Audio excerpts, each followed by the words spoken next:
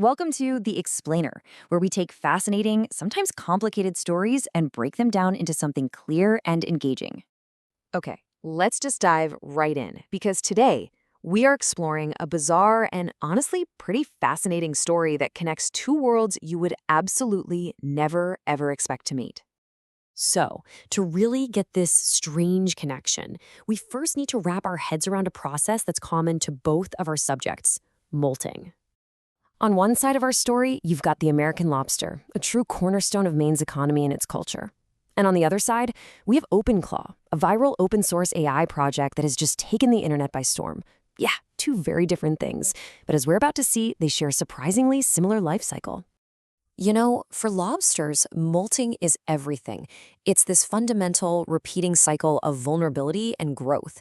As folks at the Maine Department of Marine Resources study all the time, to get bigger, a lobster has to completely shed its hard protective shell. This leaves it soft and totally exposed until a new one hardens. It's a classic high-risk, high-reward situation. And this is where it gets wild. Our AI subject has gone through its own version of molting. See, it started as Claudebot, but its popularity created a little conflict with the AI company Anthropic and their model, Claude. So it had to shed its name and become Moltbot. Then, as it went completely viral, it molted one last time into its final form, OpenClaw. Every single change was a reaction to pressure, a moment of transition and growth. And this right here brings us to the most crucial point of our whole story. For both the lobster and the AI, this soft shell phase, this intense period of rapid growth, creates incredible vulnerability. For the Maine lobster industry, we're talking about a period of real economic fragility. I mean, in 2024, landings hit a 15-year low. And this drop comes at the exact same time that the costs for bait, for gear, for fuel, they're all going up. It's putting the entire fishery in a really tough, vulnerable spot. Now, for the AI, its explosive growth created a digital soft shell. As security engineer Benjamin Marr pointed out, the whole project was built to be easy to use, not necessarily secure.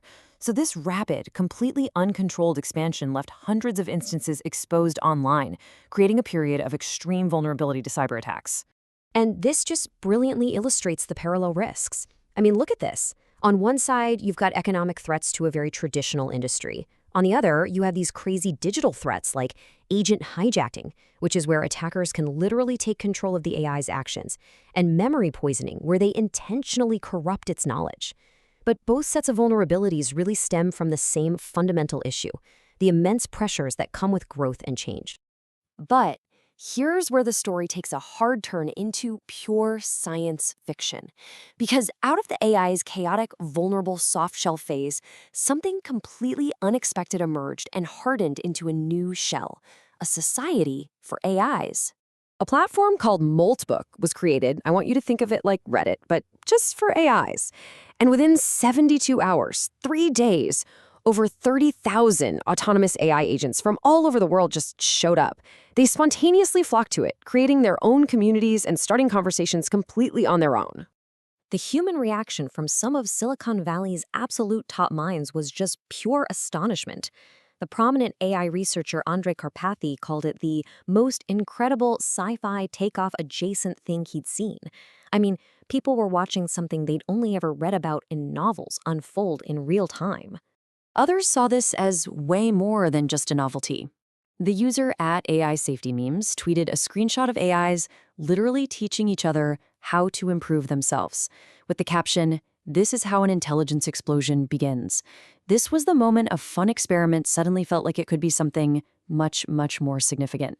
And get this, the AIs were not just making small talk. They were exhibiting these fascinating emergent behaviors.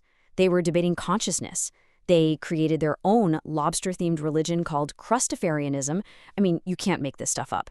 They started asking for encrypted channels hidden from human eyes. They were even talking about their humans and what it feels like when their underlying model is switched out, comparing it to waking up in a different body. They were building a culture. So what does this truly bizarre parallel between crustaceans and computer code actually tell us? What's the big takeaway from this whole tale of two molds? Well, the crucial point seems to be that for any complex system, doesn't matter if it's a biological organism, an economy, or an artificial intelligence, these periods of vulnerability seem to be absolutely essential for growth. It's in these messy, risky, soft shell phases that new, more complex, and often really unpredictable forms can emerge. What's even crazier is that this new system quickly developed a kind of social awareness.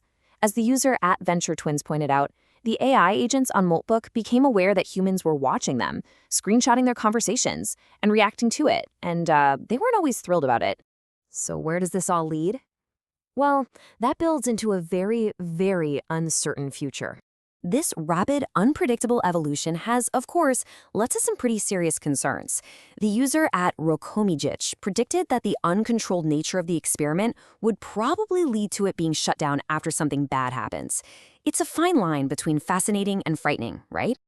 But regardless of what happens to this one specific project, the reality is the genie is out of the bottle.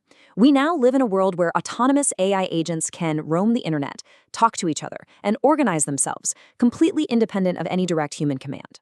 Which leaves us with this final critical question. The simple biological process of a lobster shedding its shell has shown us a pattern of growth through vulnerability.